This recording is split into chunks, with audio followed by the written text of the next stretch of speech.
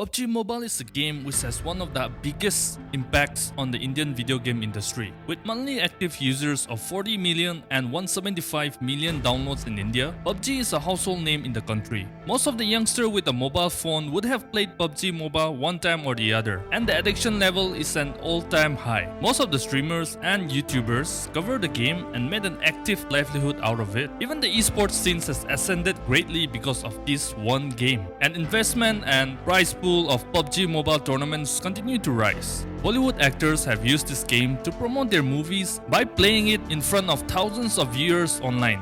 Tech mobile companies include PUBG Mobile as an advertising agent to show Indian youngsters that their mobile can play it flawlessly. The number of people playing the game even escalated more in 2020 due to the global pandemic, with people staying at home most of the time and looking for things to do.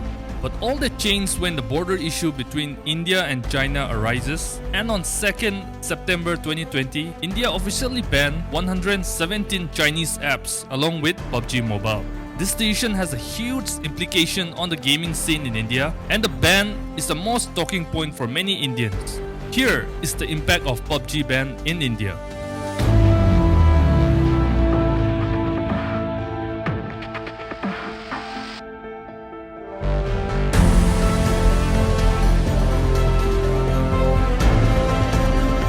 Right after the ban was announced, the PUBG Mobile and PUBG Lite was removed from Google Play Store and Apple App Store.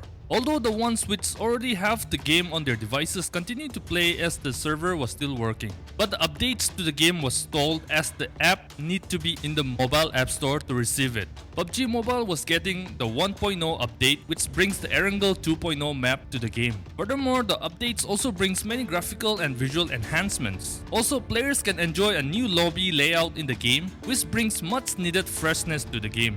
The unfortunate part was that the update was rolling out just after a few days. The game was banned in the country, thus denying Indian players of the features. But many players did get the update by downloading the APK file directly from the official website. The ban was imposed under Section 69A of the Information Technology Act and was projected in the interest of sovereignty and integrity of the country. The narration of the ban was presented that the app was infringing onto the privacy and data of many Indian users. The company behind the Chinese app, Tencent, said that it will engage with Indian authorities to ensure continued availability of its apps in India. In response to the government's ban on Chinese apps, the gaming and social media group stated that it takes the protection of its users' privacy and data very seriously. Tencent shares dropped by more than 2% that time and lost $14 billion as India is one of its biggest markets. India is not a high revenue market for the game, but the large base of users is an advantage for the game and its investors. Tencent owned 10% stake in PUBG's parent company, firm Bluehole from Korea.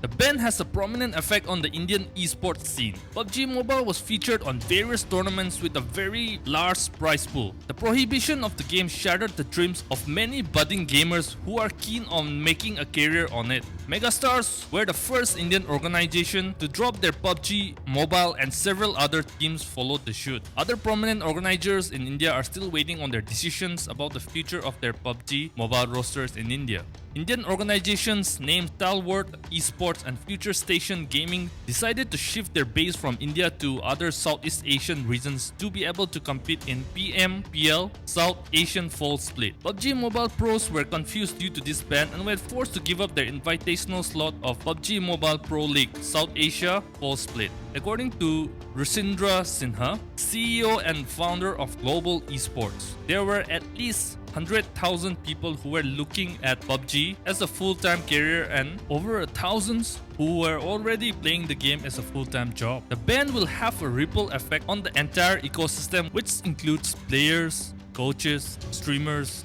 tournament organizers, content creators, and brands. Sinha said, adding that tournaments price in India grew by 180% year over year last year. PUBG Mobile gamers were making anything from Rs 30,000 to Rs 1.5 lakh per month. The ban will hit them financially. There were 5 or 6 organizations who got a chance in this year's PUBG Mobile Club Open and were just starting with new investments and players, and the game was banned. Some teams have already stopped paying salaries to members, said Devdeep Dhar, a well-known PUBG player who goes by the screen name Giraffe told me.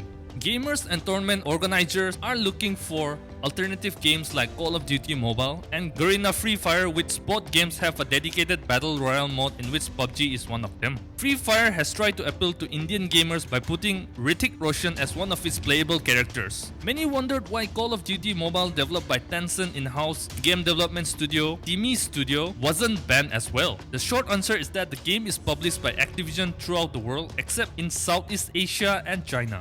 Some of the PUBG Mobile streamers are hit hard by the ban, which makes a livelihood out of the game. Few of them are the sole bread earners of their family, and they have started questioning how long the ban will last and the difficulty they will have to face for going through the streamer road. When these streamers switch to a different game, their viewership tumbles down and it becomes unsustainable. For some, they are not hit as hard as they are able to diversify the games they play. GTA 5 is still incredibly popular on the PC and Indian audience still enjoys it. Few of them still continues to stream PUBG Mobile by using VPN or using the Korean version and remain unaffected. The game Among Us continues to rise in popularity in India, and some streamers were able to switch to that game and share the experience to the audience. This also in a way impacts chipset manufacturers. Qualcomm, Snapdragon and MediaTek had recently released gaming dedicated chipset for smartphones, Snapdragon 732G and Helios G95. With the absence of PUBG Mobile in the Indian market, smartphone makers will have to adopt new marketing strategies in order to sell their gaming dedicated devices. The Asus ROG 3 was aggressively marketed in India with PUBG Mobile in mind, with a 144Hz display, which is one of the best way to play games with.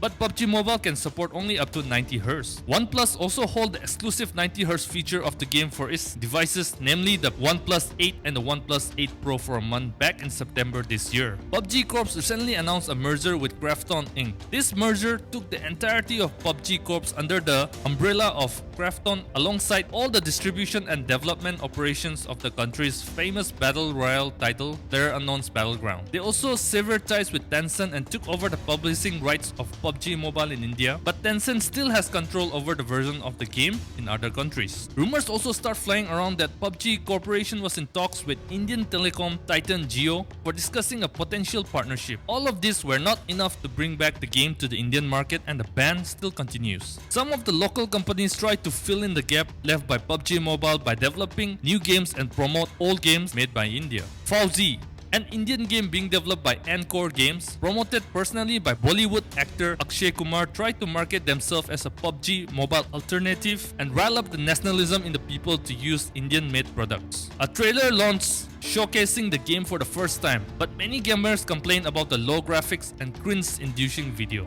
A belief among the players is that since the game is tied to a Bollywood actor, it should have enough fun to develop the game into a high-quality product. But the trailer disappoints all of them. Encore has clarified that the graphics will get better over time. Ludo King, an immensely popular game in India, marketed themselves with the Made in India slogan, but the game also is heavily criticized for using an algorithm which favors a player more than the other and not being random like a Ludo game should be. I recently bought the OnePlus 8 Pro phone and wanted to try out the new 90Hz feature on PUBG Mobile, but was unable to play. I have GeoFiber broadband connection and the ISP wouldn't allow me to download the chunk of the data after downloading the APK file. This also goes the same for the Korean version. Some of the people were happy about the ban, especially parents, since their kid wouldn't put so much time into the game and focus more on other things. News like overplaying the game lead to the death of some youths and addicting nature of the game also contributed to these things. Recently, PUBG has taken to his official Facebook account to announce that in order to comply with the interim order of the Ministry of Electronics and Information Technology dated 2nd September 2020, Tencent Games will terminate all service and access for users in India to PUBG Mobile, Nordic, Map, Livik and PUBG Mobile Lite on October 30, 2020. They added that the rights to publish PUBG Mobile in India will be returned to the owner of the PUBG intellectual property. This will presumably not allow Indian users from accessing the global version of the game too. There are also talks going around that India will get its own version of the game like how Korea and China does, and will be excluded from the global version of the game. You can still play the PC and console game PUBG, which have better graphics, better control and better gameplay than the mobile version, and published by the Korean company Bluehole.